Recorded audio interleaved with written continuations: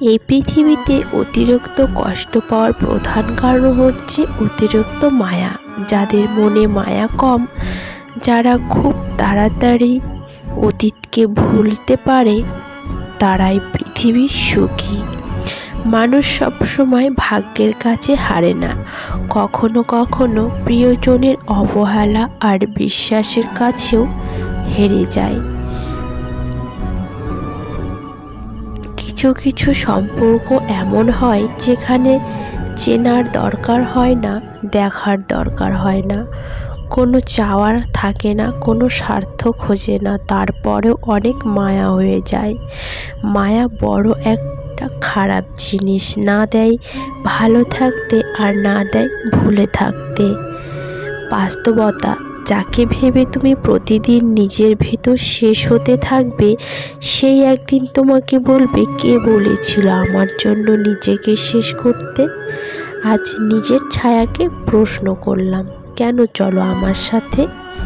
সে হেসে উত্তর দিল, আমি ছাড়া তোমার কে বা আছে বলো? কিছু সম্পর্ক ধরে রাখার চেষ্টা করলেও সেটা অবহেলার কাছে হার মেনে যায়, আর রয়ে যায় বাকি। কাউকে নিয়ে সমালোচনা করাটা যতটা সহজ, তার পরিস্থিতির জায়গায় দাঁড়িয়ে তার পরিস্থিতি বোঝাটা ততটা কঠিন।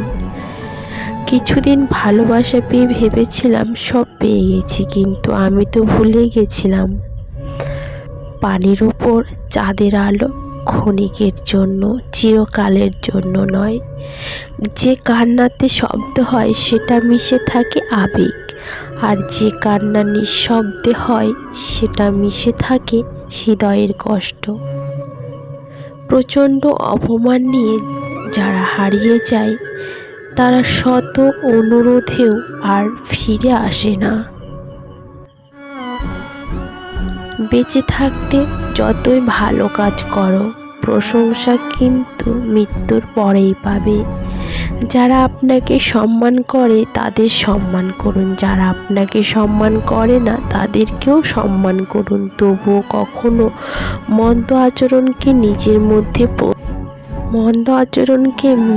মধ্যে প্রশ্রয় দেবেন না। ভিডিওটি ভালো লাগলে অবশ্যই লাইক, কমেন্ট, শেয়ার করুন।